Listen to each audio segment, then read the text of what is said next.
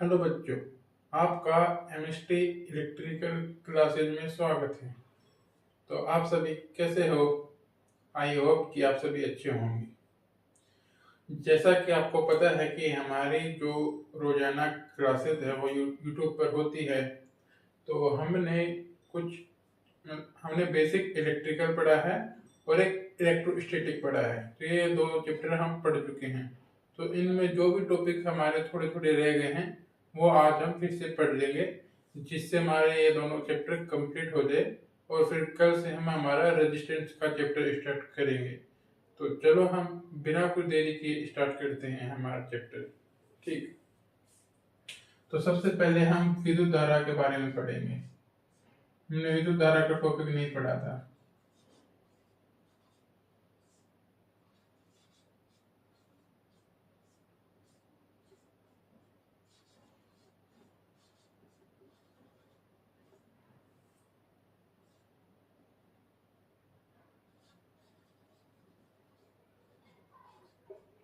तो विद्युत धारा तो विद्युत धारा होती क्या हमारी?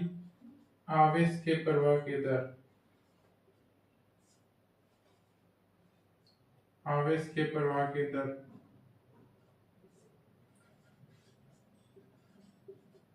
विद्युत धारा कहलाती है।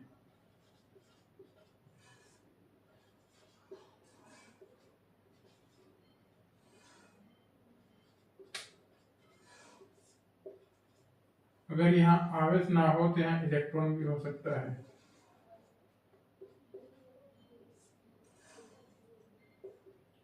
इलेक्ट्रॉन के प्रवाह के अंदर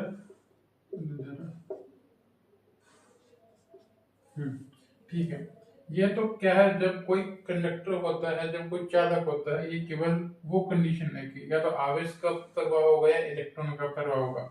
अगर कोई जहाँ पे इलेक्ट्रॉन और आवेश दोनों होते हैं, आयन वगैरह होते हैं, जैसे कि अपने जो रासायनिक क्रियाएं होती है, तो वहां पे आवेश भी होगा।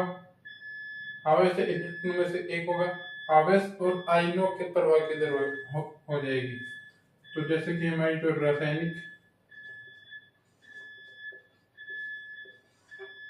रासायनिक प्रभाव होगा, जैसे कि हमारे सेल बैटरी वगैरह होंगे, तो उनमें सेल बैटरी में ये डेफिनेशन थोड़ी चेंज हो जाती है। सेल बैटरी में क्या कंडीशन होती है कि सेल बैटरी में होता है आवेश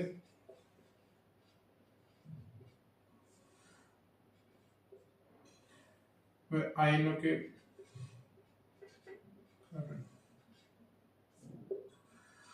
आवेश व आयनों के कारण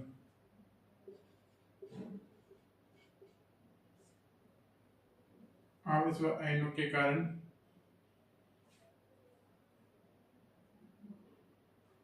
जो प्रवाहित धारा है,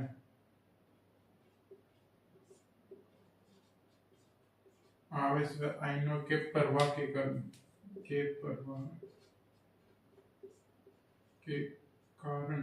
प्रवाहित धारा कहलाती है।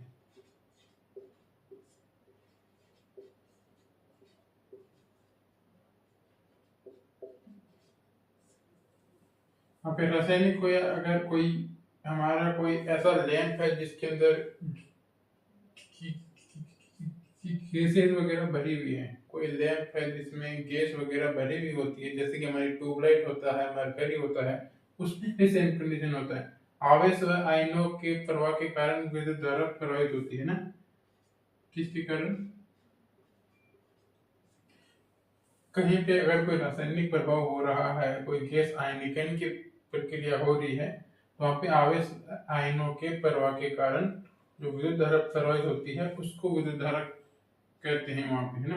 ठीक है, इसका प्रतीक क्या होता है? प्रतीक हम जानते हैं, विद्युत धारा का प्रतीक क्या होता है, ये तो सबको पता है। इसका प्रतीक आई होता है। इसका जो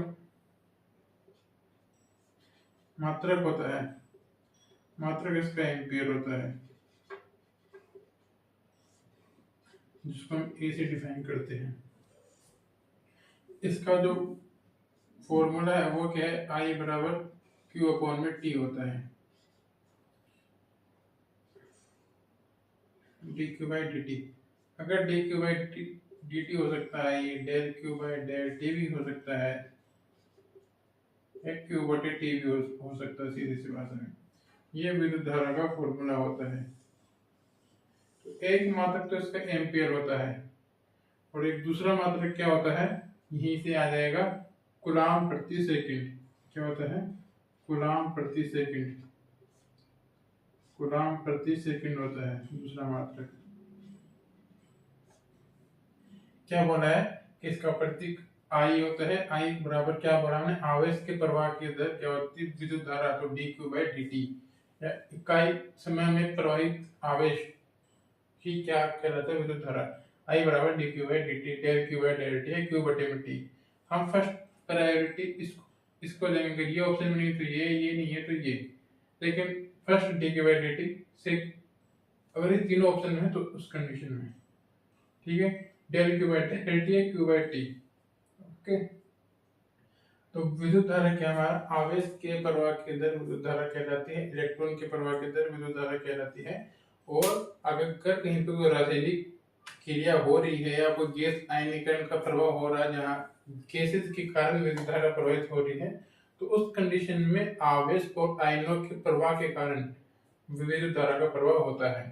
ठीक है, इसका प्रतीक आई होता है, मात्रक एम्पियर होता है। ऐसे ही मात्रक एम्पियर है, बाकी कूलम्ब पर सेकंड भी इसका मात्रक होता है।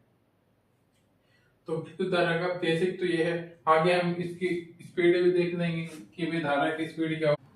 तो अभी देख लेते हैं कि जो विद्युत धारा है इसकी क्या स्पीड होती है।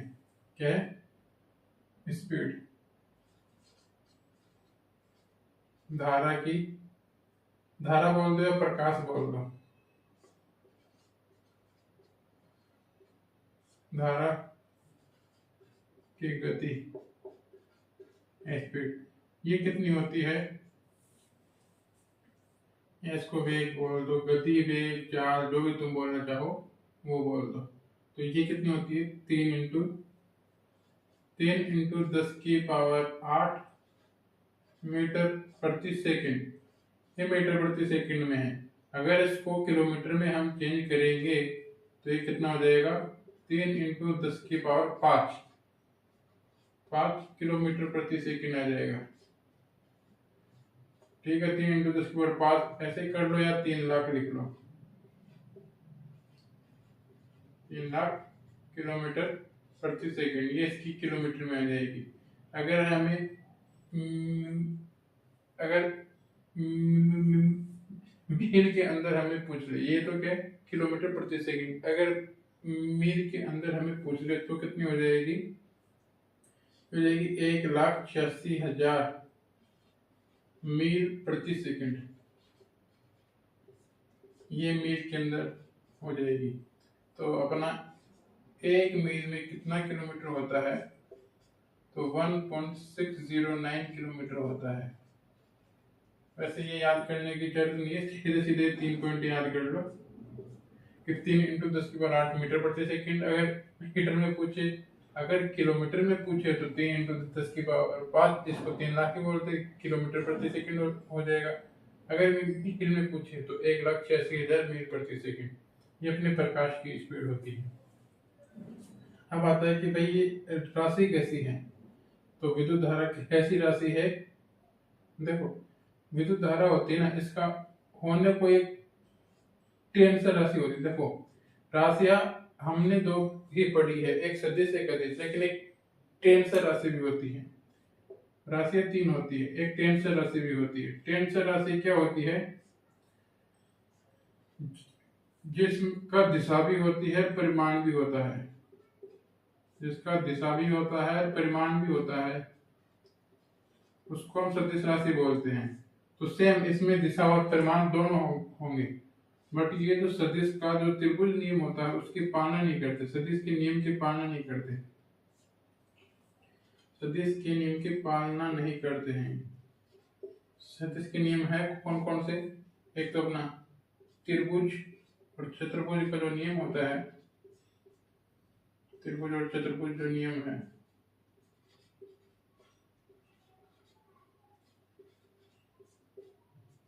की पालना नहीं करते।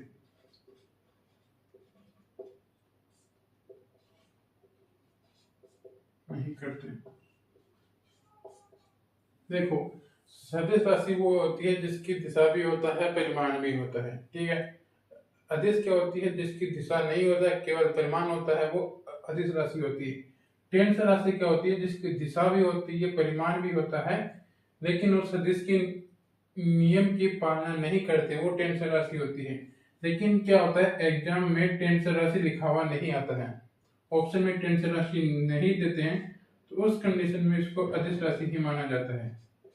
उस कंडीशन में इसको अदिश राशि ही माना जाता है। हाँ? अगर टेंस राशि ऑप्शन में नहीं है तो उस कंडीशन में ये अदिश राशि ही होगा, है ना। तो विद्युत धारा ये ऑप्शन पे डिपेंड होगा कि वो ऑप्शन किस प्रकार से दे रहा है ना। विद्युत धारा एक डायरेक्ट अदिश राशि नहीं है, वो ऑप्शन के अकॉर्डिंग डिपेंड करता है कि अदिश राशि की टेंसर, ठीक है। तो विद्युत धारा की चार्ज 3 × 10⁸ मीटर प्रति सेकंड, मील में 1,86,000 मील प्रति सेकंड। टेंसर राशि होती है, दिशा परिमाण होता है इसमें, लेकिन सदिश के नियम की पालना नहीं करते हैं, सदिश के नियम की पालना नहीं करते हैं। और ये अगर टेंसर ऑप्शन में नहीं है तो हम अदिश राशि में ही इसको काउंट करेंगे। एक आती है विद्युत धारा की दिशा। तो विद्युत धारा की जो दिशा होती है, जो अपना विद्युत धारा को आई से रिप्रेजेंट करते हैं, तो इस विद्युत धारा की जो दिशा होती है वो क्या होती है, इसके पॉजिटिव से नेगेटिव साइड, या धनात्मक से ऋणात्मक लिख देता हूं।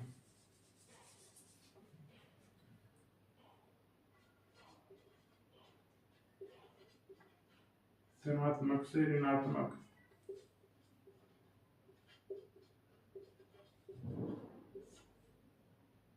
की ओर। विद्युत धारा की दिशा धनात्मक से ऋणात्मक की ओर होती है, पॉजिटिव से नेगेटिव की ओर होती है, पॉजिटिव से नेगेटिव की ओर होती है ना। ठीक है, धनात्मक से पॉजिटिव की ओर होती है, या उच्च विभव से निम्न विभव की ओर होती है, उच्च विभव से निम्न विभव की ओर होती है।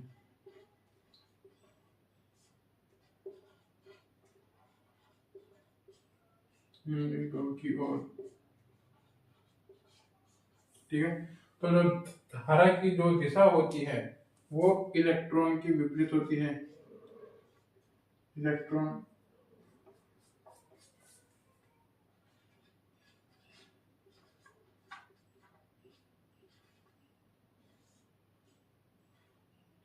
इलेक्ट्रॉन के विपरीत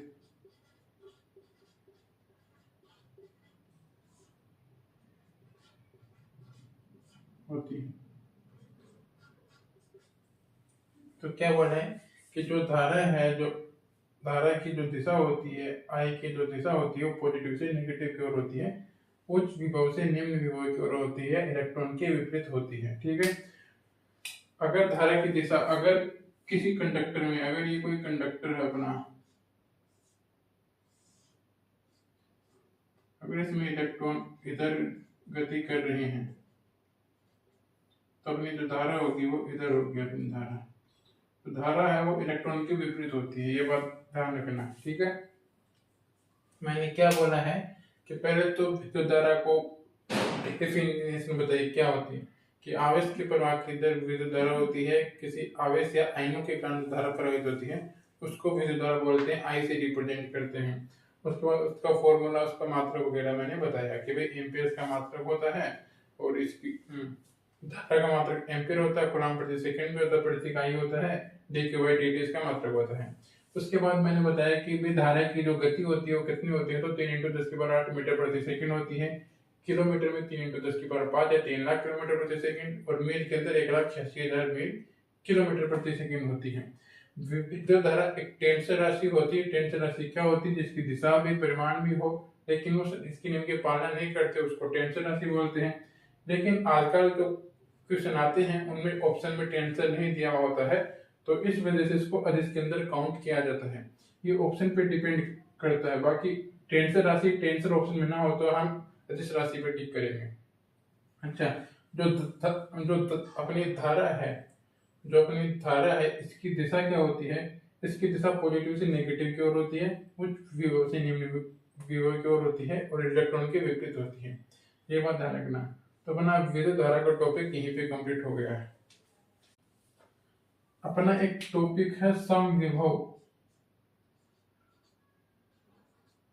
समविभव पृष्ठ भी एक टॉपिक अपना छोटा सा। समविभव पृष्ठ। समविभव पृष्ठ क्या होता है, जैसे कि भी नाम में दिख रहा है, क्या होता है, ऐसा पृष्ठ जिस पर विभव का मान समान हो। सीधी सी बात है।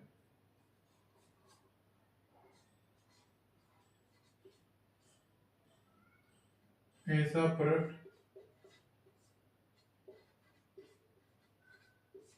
जिस पर विभव समान हो, विभव का मान समान हो, समान। अगर ऐसा कोई पूछता है कि समविभव पृष्ठ है, उस पर क्या था, विभव का मान समान रहता है। अब तुम्हें शॉर्ट में दिखाता हूँ। तो विभव तो क्या होता है, इस पर समान। विभव का मान कैसा है, नियत। विभव नियत या स्थिर होता है। विभवांतर कितना होता है, तो विभवांतर इसका 0 हो जाएगा, इसका 0 हो जाएगा, 0। अगर ये पूछ ले कि भाई विद्युत क्षेत्र तीव्रता कितनी होती है, विद्युत क्षेत्र की तीव्रता ये कितनी होती है, तो ये भी भाई 0 होती है। विद्युत धारा पूछ ले, अगर धारा पूछ ले तो वो भी 0। आवेश पूछ ले तो वो भी 0।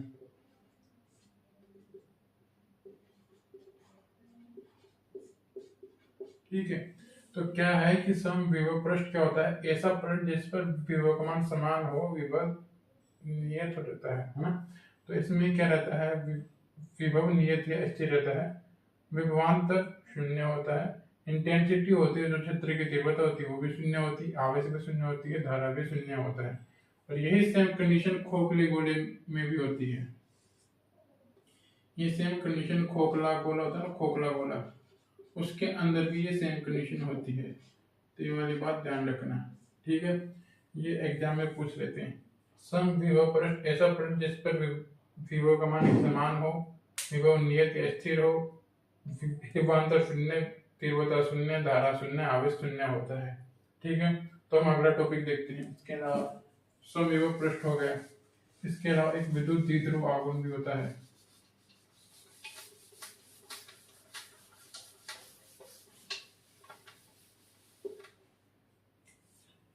एक बना विद्युत द्विध्रुव भी होता है, विद्युत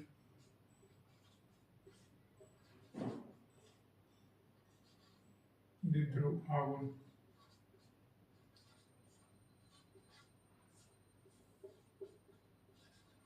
ELECTRIC, इलेक्ट्रिक डाइपोल। तो ये क्या होता है क्या है, समान आवेश,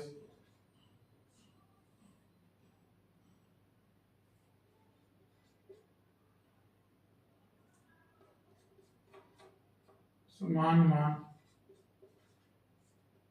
विपरीत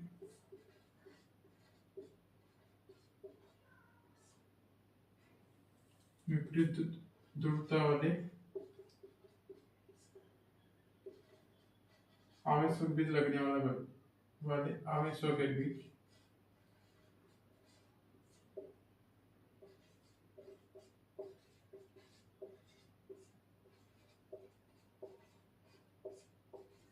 लगने वाला बल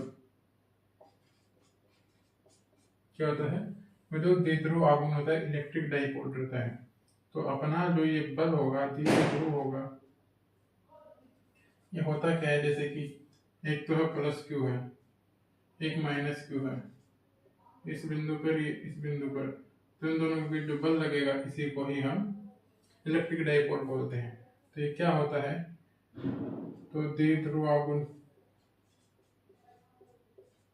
द्विध्रुव आघूर्ण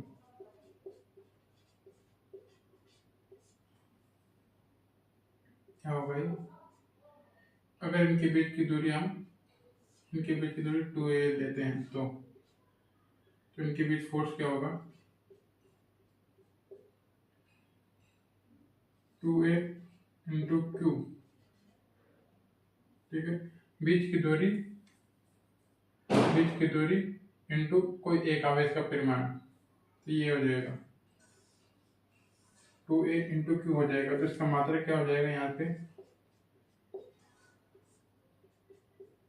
इसका मात्रक हो जाएगा मीटर कूलम, कूलम मीटर हो जाएगा। इसका मतलब क्या हो जाएगा, कूलम मीटर,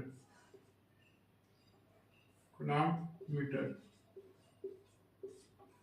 तो ये इसका मात्रक हो जाएगा। विद्युत द्विध्रुव आघूर्ण इलेक्ट्रिक डाइपोल क्या होता है, समान मान व विपरीत ध्रुवता वाले आवेशों के बीच जो लगने वाला जो बल होता है उसी को हम इलेक्ट्रिक डाइपोल बोलते हैं। समान मान Q और Q परिमाण में आवेश है, ध्रुवता इनकी विपरीत है, एक प्लस का एक माइनस का, तो विपरीत ध्रुवता हो गई। इनके मध्य जो लगने वाला जो बल होता है उसी को इलेक्ट्रिक डाइपोल बोलते हैं। तो द्विध्रुव आघूर्ण बराबर क्या आएगा, बीच की दूरी इंटू एक आवेश का परिमाण, तो 2a इंटू क्यू, तो इसका जो मात्रक आ जाएगा कूलम प्रति मीटर, मतलब कूलम मीटर आ जाएगा। ठीक है, ये इलेक्ट्रिक डाइपोल हो गया। इलेक्ट्रिक डाइपोल के बाद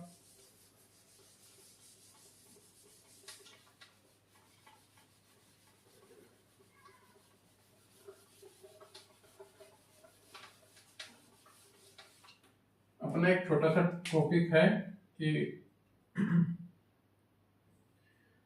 जब अपन जो स्थिर आवेश का टॉपिक है, जब घर्षण करते हैं रब करते हैं तो कौन सी वस्तु धनावेशित होगी कौन सी ऋणावेशित होगी इसमें, है ना।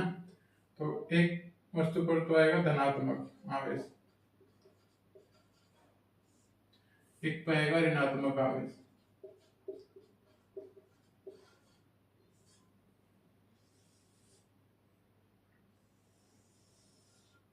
ठीक है, धनात्मक किस पे आता है, जो इलेक्ट्रॉन का त्याग करता है ना, जो इलेक्ट्रॉन का त्याग करता है उस पर तो धनात्मक आवेश आता है। ऋणात्मक आवेश जो इलेक्ट्रॉन को ग्रहण करता है। इसी प्रकार अगर हम किसको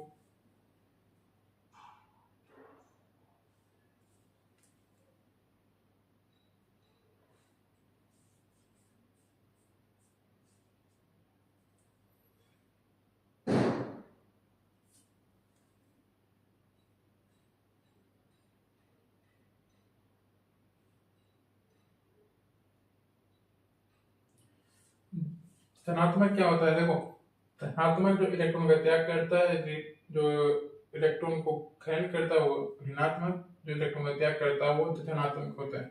इसी प्रकार अगर हम अगर हमारा कांच एक पदार्थ है और दूसरी तरफ अगर एक रेशम है, जब इन दोनों को रब करते हैं, तो कांच धनात्मक आवेशित हो जाता है, रेशम ऋणात्मक आवेशित हो जाता है। मतलब कांच है वो इलेक्ट्रॉन का त्याग करता है, रेशम क्या करता है, इलेक्ट्रॉन को ग्रहण करता है। इससे पहले जो कांच को रेशम को जो कांच पॉजिटिव रेशम नेगेटिव। इसी प्रकार बिजली की खाल होती है,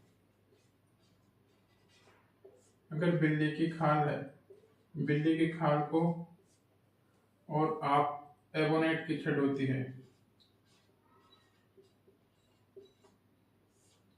एबोनेट की छड़ को अगर रब करते हो, एबोनेट की छड़ इलेक्ट्रॉन को ग्रहण करती है, बिजली की खाल इलेक्ट्रॉन का त्याग करती है। तो बिजली की खाल पॉजिटिव हो जाएगी उस कंडीशन में, एबोनेट की छड़ ऋणात्मक हो जाएगी। अच्छा, तीसरी चीज है अपनी, अगर हमारे पास कोई ऊनी वस्त्र है, ऊन है या कोई वुलन वगैरह है, ऊन या वुलन वगैरह है हमारे पास, अगर उसको हम एबोनेट की छड़ हो, एबोनेट या प्लास्टिक की कोई भी छड़ है उससे रब करेंगे,